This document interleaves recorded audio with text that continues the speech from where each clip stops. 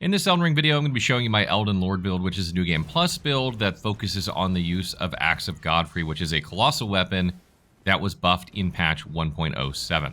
The reason this is a New Game Plus build is that the Axe of Godfrey is obtained near the very end of the game, so it's kind of self-explanatory. You're not going to get this till very late, so it makes sense to use it in a new playthrough in a subsequent playthrough. So first up, let's take a look at Axe of Godfrey. As I mentioned, this is a colossal weapon technically, and its attack speed seems to have been buffed, as well as its poise damage with patch 1.07. And what's really great about it is it's a quality scaling weapon, which goes very, very well into New Game Plus, because you won't have maxed out the potential of this weapon at 80 strength and 80 dexterity until probably the very end of New Game Plus, maybe the beginning of New Game Plus Plus. So its damage will continue to increase throughout New Game Plus. Its weapon skill, Regal Roar, is absolutely fantastic. It has insane poise, allowing it to complete through just about any attack. It has a pretty good AoE size. It does pretty good damage. It knocks enemies into the air. Even tough enemies like Clean Rot Knights and things like that, it'll knock them into the air. And some enemies like Crucible Knights will stagger them, even though it won't knock them up into the air. And it buffs the weapon's damage, and it also changes the R2 attack of the weapon to sort of a smaller stomp and then like a sweeping axe attack that you can then follow up with another R2. So like other roars, it tends to change the attacks that you can do with R2 afterward. Regal Roar was also buffed in patch 1.07, extending its duration. It's now 40 seconds long, so you're going to have increased damage and changed R2 attacks for that duration, which is good. And it's reduced the time between strong attacks while under the effect, so it's going to go very, very quickly when you hit that R2. You should notice this immediately when you do it. And it also has its time reduced between skill activation and being able to perform certain actions. I believe that's between the, actual completion of the roar itself when you press L2 and the follow-up R2s, should you use them immediately, they go pretty quick. I had actually messed around with this weapon and this weapon skill before 1.07, and I thought it was viable at that point. It might not be the strongest weapon skill, but it was absolutely viable. Now it's even more viable. This thing is absolutely punishing to enemies. Like, if you get a group of enemies, forget about it. You can poise through just about any of their attacks. This weapon, as I mentioned, has hyper armor, not only on the shout itself, but on R2 attacks afterward, on regular L or R1s and regular R2s to begin with. So even if you don't have 51 poise with this build, you still can swing through just about any regular attack. And it allows you to deal with substantial damage. The attack rating buffed with this is like around 934-ish, which isn't terrible. And, you get crazy damage out of the weapon skill. What I like to do with this is just group up enemies and hit L2 and they all die. Or if I'm fighting like a tough boss or something like that, I'll usually try and time it so that they're just walking into the edge of the L2 when it fires off, giving me enough time to follow up with an R2 before I get staggered or before they connect me with one attack. We're actually also using the Highland Axe in our left hand. We're not really using it. We're still two-handing the Axe of Godfrey because we want the most possible damage out of that weapon. But by having that weapon in our offhand, we gain an extra 7.5% damage to not only the shout, but also the follow-up R2 attacks with this weapon. This is something that I believe was changed in this patch. I don't remember that affecting the actual R2s before. It only affected the shout, if I remember correctly. And we're also using the Roar Medallion for the same reason. This will give you an extra 15% damage to the shout itself, and then follow-up R2 attacks. And again, I believe this was also changed in the patch, because I don't remember the follow-up R2s gaining damage from this talisman. The armor that I'm using for this set is the Elden Lord set. No surprise here. Kind of matches the theme. There's a bit of a cosplay going on. You can use other armor sets. This is probably not the best armor set in the game or anything like that, but I just kind of felt that it matched the theme, not unlike some of the other builds we've done. It has decent protection for the weight that it has. Its poise is kind of low, though, at 38.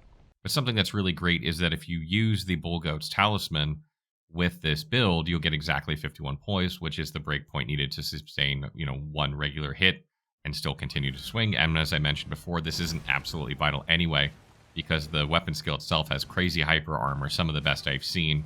And your regular attacks and R2s also have hyper armor, allowing you to tank through most hits anyway, even without that. However, if you were min-maxing, you would probably use some sort of better armor with better protection in order to allow you to trade hits, because you do trade a lot with this build, and take less damage, as well as have better poise. So when it comes to talismans for this build, I'm obviously using the Roar Medallion, as I already stated. We're using Shard of Alexander here to further increase the damage of our shout. It doesn't increase follow-up R2 attacks the way Roar Medallion does, but it does increase the damage of that shout, and that shout is absolutely deadly. So we want to boost the damage of that as much as possible. I also use the Dragon Crest Great Shield Talisman to further give me protection. This set does not have the best protection. If you're using another armor set with heavier, a heavier armor set with more protection, you probably don't need this one. But I think it's probably a must if you're using this armor, particularly in New Game Plus. And lastly, it's kind of our flex spot. You can use the Bull Goat's Talisman here to hit that 51 poise breakpoint, as I mentioned, or you can use something like the Claw Talisman to increase your jump attack damage, because jump attacks are fairly effective with this weapon. Or you can use the Axe Talisman to further increase your charged R2 attack damage. When you are buffed with Regal Roar, you can actually turn the R2 into charged R2s. That does the same animation, but it takes a little bit longer to charge up, deals more damage. You'll get more damage when doing that if you want, so you can do that as well. So for stats for this build, I have 50 Vigor, 25 Mind, 23 Endurance, 55 Strength, 55 Dexterity, 16 Intelligence, 7 Faith, and 9 Arcane.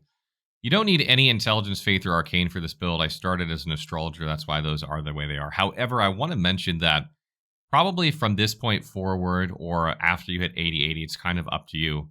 I would suggest possibly investing in Faith, and that's because Flame Grant Me Strength will give you an extra 20% physical damage, and Golden Vow will give you an extra 15% damage and more defenses, which are both good for this build.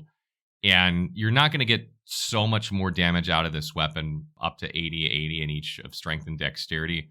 And obviously, especially past that point, the damage drops off even more significantly.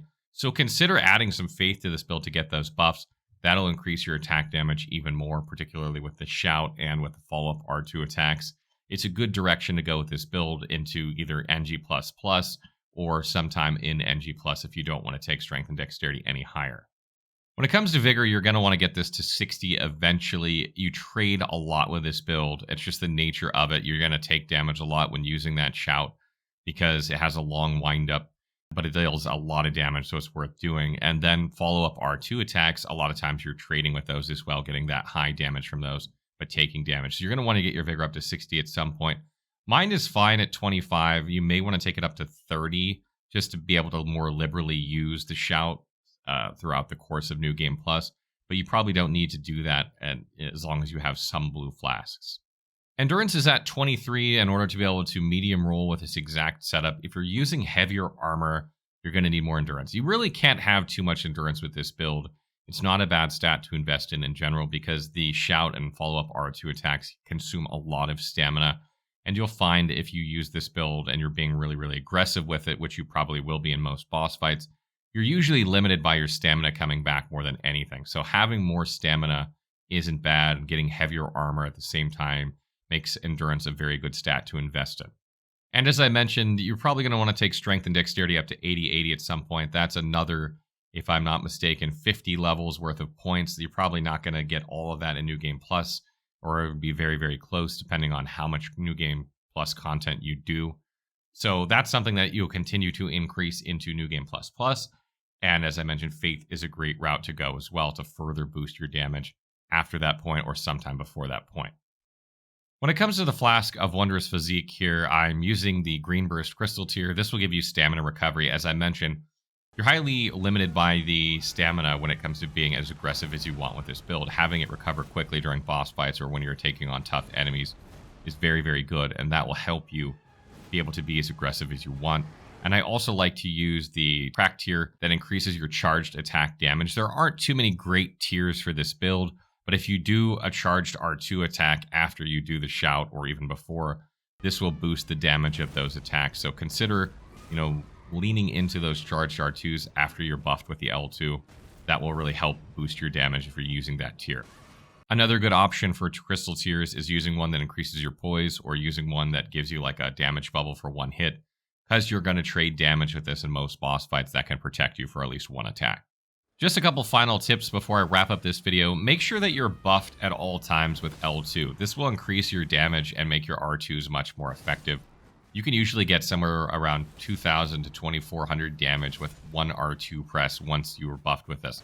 That's a lot of damage. That's not a charged R2 either. That's just a regular R2 press. So you want to make sure that you have this buff up all the time when you're fighting enemies, which means sometimes you might just need to do the stomp on one enemy in order to get that buff back up. Don't be afraid to do that. Additionally, if you're going to use a Great Rune with this build, Godric's Great Rune is a great choice here. That's going to give you Vigor, Mind, Endurance, Strength, Dexterity. All 5 of those stats are good for this build. They'll increase your damage, give you more health, etc. You know the drill here. And if you do decide to go the Faith route in order to take Golden Vow and Flame Grant Me Strength as well, that will give you some 5 Faith closer to that point. Even if you had 10 Faith, that would give you 15, which would give you enough for Flame Grant Me Strength, which isn't a huge investment in Faith as it is. So that's a great one to use for this build. That wraps up our Elden Lord build video. We have more build videos coming. I also have more weapon videos coming. I do have all the straight swords. I'm still working on that video. Obviously, patch 1.07 kind of threw a wrench into my plans. And I am planning on getting out one video going through the end game builds, showing you what's changed with those builds. It'll probably be a fairly long video, probably double the length of the previous video that I did. I am planning on getting that out by the end of the week. We have a lot of things going on right now, so it's going to be tough, but I plan on doing that, and you can look forward to that video. What builds are you guys looking forward to now? Let me know what Ashes of War or spells you guys want to see builds around. There are a lot of big changes, and I would love to hear what your guys' thoughts are. Let me know in the comments below.